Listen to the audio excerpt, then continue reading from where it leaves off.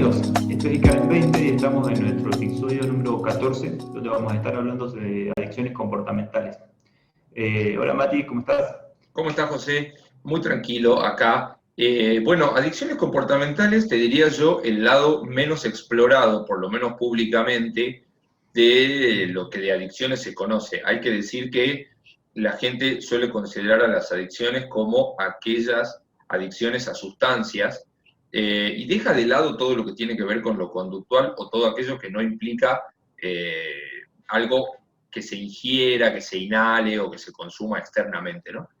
Entonces muchas veces no se detecta una conducta como esta como una adicción, teniendo en cuenta que no se la considera tal. Pero hay que decir algo que nosotros hablamos mucho por ahí con nuestros pacientes, y es que muchos inconvenientes desde el punto de vista psicológico y científico comparten los mismos mecanismos, comparten los mismos esquemas mentales o de funcionamiento, y las adicciones comportamentales son una de estas situaciones donde funcionan exactamente igual que las adicciones a las sustancias, pero en este caso se tratan de acciones, de conductas que pudieran ser el trabajo, que pudieran ser algún deporte o algunas otras que ya estaremos viendo, pero que son todo este tipo de conductas compulsivas, que inclusive va metiéndose insidiosamente en la vida de relación, en el desarrollo personal, en las cuestiones de autocuidado. Son estas cuestiones que uno medio que no puede evitar seguir haciendo, aunque nos traen complicaciones, aunque van en contra de nuestra salud, y cuando uno se quiere dar cuenta ya está dedicándole mucho más tiempo del que debería a una nueva conducta, ¿no? Claro. Por ahí entonces las adicciones comportamentales serían conductas compulsivas que no requieren de una sustancia, básicamente. Claro, claro, algo así. Los ejemplos más conocidos o más frecuentes son, por ahí, quizás que más recorrido tiene es el juego patológico, es decir, la compulsión por el juego y por las apuestas. También nos podemos encontrar, como ya mencionaste vos, con la adicción al trabajo, la adicción al sexo, la adicción a las compras, la adicción a la tecnología, a la actividad física de manera compulsiva. Y podríamos agregar quizás, ¿por qué no?, la adicción a una persona, cuando hablamos de dependencia afectiva. La menos detectable de todas, ¿no? Entonces, sí, de difícil detección. Entonces estamos hablando de un grupo de actividades que son, digamos, factibles de volverse adictivas y algunas personas pueden engancharse, digamos, de manera compulsiva con ellas. Para que entendamos un poquito, una compulsión significa aquella actividad de la que no podemos detener su curso. Es decir, queremos detener, estamos viendo, como bien decías vos, que tiene perjuicios o consecuencias de nuestra vida, y sin embargo no podemos dejar de hacerlo. Que no es lo mismo que hablar de impulsividad. Si bien una y otra están relacionadas, impulsividad tiene que ver con la dificultad para detener el inicio de una acción. En cambio, en la compulsión ya estamos hablando de una acción iniciada que está en curso y que, bueno, genera esta problemática. Además, También pensaba, Mati, sí. no, en la diferencia, bueno, moderna, digamos, o nueva que se hace, donde ya no se habla tanto de adicción, sino de consumos problemáticos, como una manera también de entender que estamos hablando de un consumo que no necesariamente es de sustancia, cuando hablamos de las comportamentales, y que nos está trayendo algún tipo de perjuicio en nuestra vida. Claro, esta cuestión moderna por ahí de nomenclatura, si se quiere, confunde un poco por las palabras, porque estamos acostumbrados a usar la palabra consumo por aquello aquello tangible, pero bueno, acá hablando de conductas, no. Decíamos que funcionan igual que las adicciones a una sustancia, y las adicciones a una sustancia, por lo que sabemos y por lo que hemos trabajado en ese aspecto, son muy difíciles de tratar desde el punto de vista en que para la persona que las padece no son un problema en sí, sino que son la solución a un problema que la mente en algún punto considera peor. Es decir, hablando un poco a los fines didácticos, son conductas que tapan otra problemática, y por eso es muy difícil de quitarlas, porque la cabeza, el sistema mental, si se quiere, que siempre está tendiendo o siempre está tratando de mantenernos equilibrados, entiende que si quito aquella conducta, aparecerá algo por abajo que será demasiado doloroso, que será peor para mí, digamos, y desde ese punto tenemos que decir que son como policausales, es decir, no es que hay una causa en específico que genere una adicción comportamental, sino que es una conducta aprendida para tapar alguna otra cosa. Por ahí cuando en la terapia nosotros destapamos, podemos encontrarnos allí con cualquier cosa, es decir, que cualquier persona puede padecer una adicción comportamental, y entre que sí y no, digamos, se necesita una base previa, se necesita una cuestión aprendida en los primeros años de vida previa, digamos, de un modo de resolver problemas, en este caso tapando uno con otro, que tal vez no sea el mejor, y en ese caso, casi que sí, si nosotros tenemos esa condición, podemos llegar a padecer una adicción comportamental. Hay que decir que por ahí las adicciones comportamentales se dan mayormente en personas con un poco más de recursos mentales o un poco más de recursos internos, si se quiere, que aquellos que padecen una adicción por ahí a una sustancia, ¿no? Porque, como decíamos, a veces las adicciones comportamentales casi que pudieran llegar a pasar desapercibidas. Alguien que está 12, 13 horas en el trabajo, a veces se excusa diciendo que no puede desligarse de las responsabilidades, que le hace falta con respecto a su economía, y como eso, dependiendo de los distintos modos, bueno, eso puede ir saltando y variando, ¿no? Pero la persona en algún punto puede continuar su vida medianamente ordenada, o medianamente que pase desapercibido, padeciendo una adicción comportamental, ¿no? Sí, también una cuestión de grado, digamos, en qué nivel de compulsividad se encuentra la persona.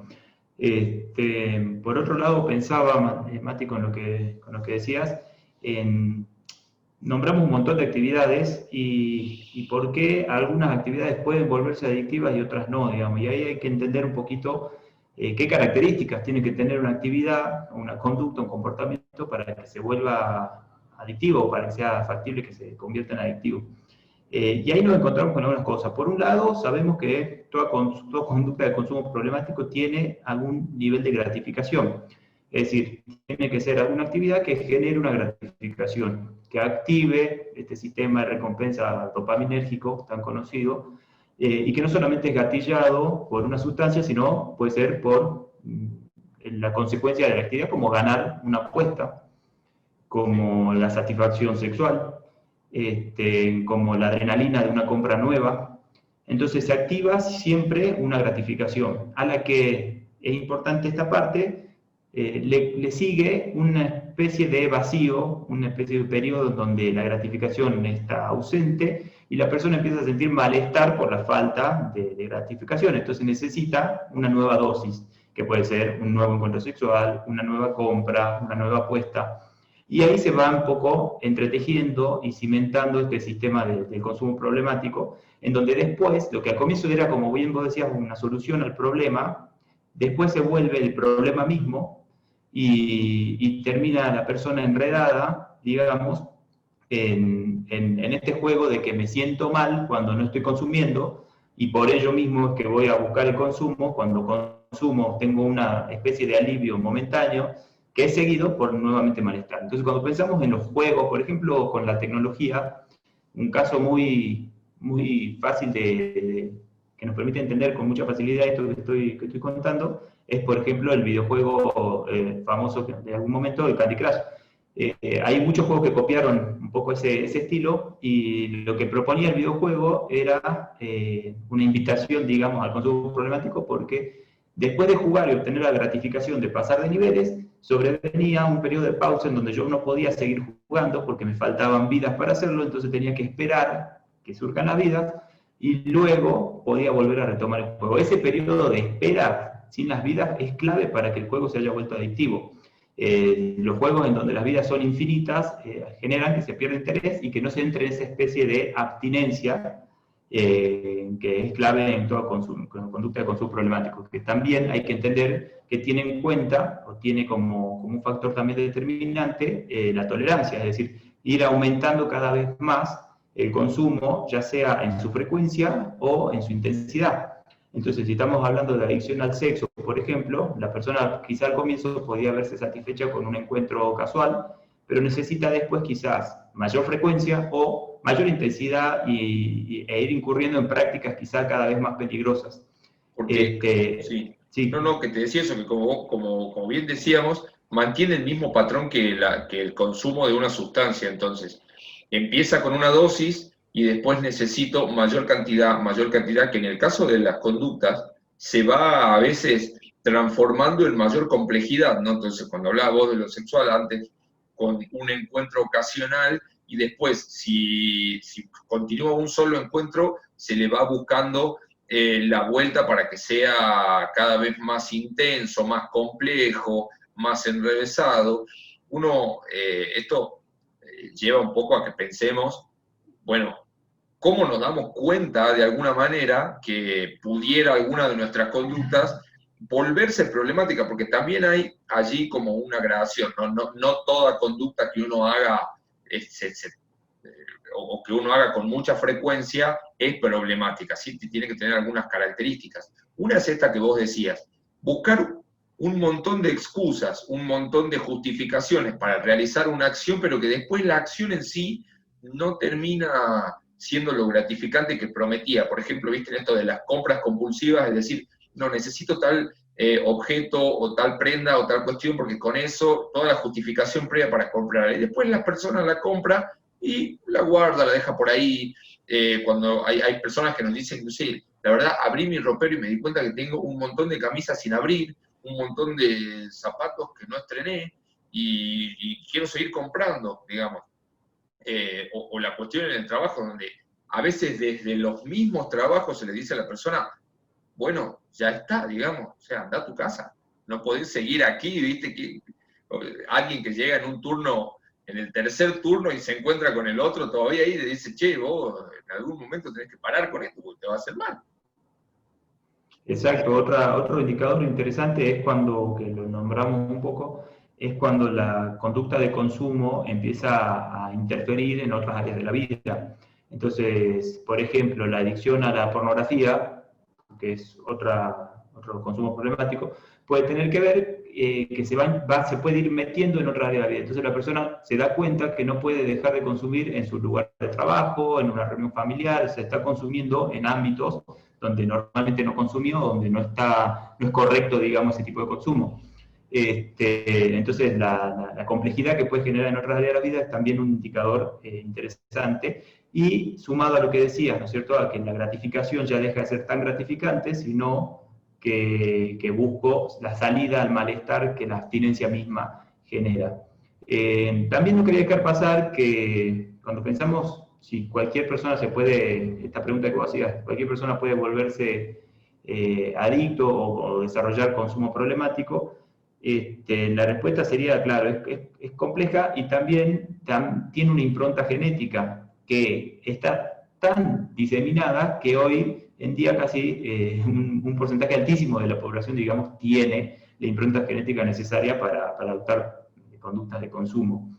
Obviamente también importa lo ambiental, y hay otra cosa que me parece clave, y es cómo el cerebro se modula o se modifica, si se quiere, a sí mismo en medio del consumo, porque cuando consumimos de manera problemática o cuando estamos en una compulsión, el tiempo que lleva la compulsión es determinante, porque a mayor tiempo de consumo problemático es más difícil no solamente el tratamiento, la recuperación, sino también a veces incluso el poder entender o darse cuenta que estamos teniendo un problema en curso, porque el cerebro mismo se modifica a sí mismo, ¿no es cierto? ¿De qué manera? Las conductas de consumo problemático, hoy sabemos, generan déficit en lo que se llaman funciones ejecutivas. Las funciones ejecutivas son un área cognitiva, así como la memoria y la atención, que se ocupa de algunas actividades muy específicas, muy especializadas y muy modernas en el desarrollo evolutivo de nuestro cerebro, y tienen que ver básicamente con la inhibición de conductas. Entonces, estamos pensando en una persona que consume, su cerebro se modifica también y genera manifestaciones que le impiden inhibir adecuadamente una conducta. Entonces, esa persona que está consumiendo, a la vez, tiene más dificultades para frenar, desde la morfología incluso de su cerebro. Esto, Además, discúlpame sí, ahí que te hago una pausa muy cortita, porque esto es muy importante cuando la gente a veces se culpa a sí misma o se castiga por el hecho de no poder frenar. Me parece importantísimo lo que decís porque le daría una explicación a las personas a que entiendan que se trata de un problema más complejo, de que no es solamente la voluntad de querer frenar la conducta, sino de que hay una modificación a veces a nivel inclusive cerebral que genera una inhibición. Es decir, que no se trata, la gente se cuestiona, se dice, ¿cómo no voy a poder? ¿Pero cómo no voy a poder dejar esto o aquello? Y esto que vos decís, me parece una información bastante valiosa en ese punto. si lo pensamos en términos muy simples, la lógica diría eso, ¿no? Si una persona no entrena su capacidad de poner límite, es esperable que tenga cada vez más, se vaya atrofiando, digamos, esa capacidad y tenga cada vez más dificultades para hacerlo. Entonces, por un lado, se daña la capacidad inhibitoria, por otro lado, aparece un pensamiento como más obsesivo, hiperfocalizado en lo que quiero consumir, se daña otra de las funciones ejecutivas que tiene que ver con la flexibilidad cognitiva. Otra de las funciones ejecutivas tiene que ver con la toma de decisiones, que es decir, esta capacidad de viajar al futuro, evaluar los resultados de una conducta, volver al presente y decidirme. También se daña la capacidad de planificación, de poder segmentar en pasos un comportamiento. Entonces, con ese daño que se provoca, la dificultad crece. Y el consumo muchas veces también, ¿no es cierto? Entonces, cuando pensamos en tratamiento, más vale que tiene tratamiento, pero el tratamiento más adecuado para el consumo problemático no sería la clínica psicológica individual tradicional, porque básicamente es un recurso que queda escaso. Queda Los corto. tratamientos más, claro, los tratamientos más con mejor éxito, con mayores probabilidades de éxito, tienen que ver con tratamientos integrales y tratamientos que tengan que ver con un contacto diario con la recuperación, con un ancla diaria en el cuidado y la recuperación. Entonces, por ahí, una Sí. forma interesante es la Cuando, forma, el modelo grupal de tratamiento y de la clínica, digamos, ambulatoria, ¿no es cierto?, de donde las personas puedan durante todos los días, un momento por día, tomar conciencia de la problemática, decidir, hablar, que es importantísimo, y poder ir modelando y modificando su conducta con un acompañamiento bastante cercano. claro, por ahí cuando vos hablabas de esto de tratamiento integral, un poco para que lo entiendan las personas, bueno, ahí ya sobre el final vos lo explicabas bien. Se trata de, por un lado, tener un lugar, un espacio, sea grupal, tal vez uno de los mejores, donde trabajar la conducta pura, si se quiere, ¿no es cierto? Aquellas cuestiones del día a día, de lo que ocurre a mi alrededor, de ese impulso del que hablábamos que a veces es irrefrenable, de las tentaciones, entre comillas, a la conducta de que se trate, que con la que las personas padecen. A veces hablamos de conductas que están muy publicitadas, a veces hablamos de situaciones a las que nos invitan constantemente y es una realmente lucha constante. Y por otro lado, acompañar eso de manera dual con una terapia particular que trate aquel problema que hablábamos en un comienzo del programa, está por allí debajo, ¿no es cierto? Y es como el que genera un poco el generador que genera la necesidad de esta etapa, que es la conducta compulsiva, ¿no? Entonces, se trabaja de esta manera dual y alguna que otra vez también hasta con la necesidad de algún complemento farmacológico. No siempre esto es lo menos frecuente, por ahí la gente se asusta a veces cuando se plantean estas cosas, pero la verdad que con un tratamiento integral, como vos decías, que ataque ambos frentes y que además genera una compañía permanente, ¿no? Con estas personas que... Sí, bueno, sin querer explayarme mucho, porque ya se nos acaba el tiempo, Con respecto al componente farmacológico, es importante que las personas entiendan que tiene que ver con poder acompañar a la persona o generar un colchón que le permita tolerar la ausencia de la conducta adictiva. Porque, como bien decías vos, cuando se quita la conducta adictiva, aflora por ahí un montante de ansiedad muy, muy intenso, entonces que requiere algunos acompañamientos.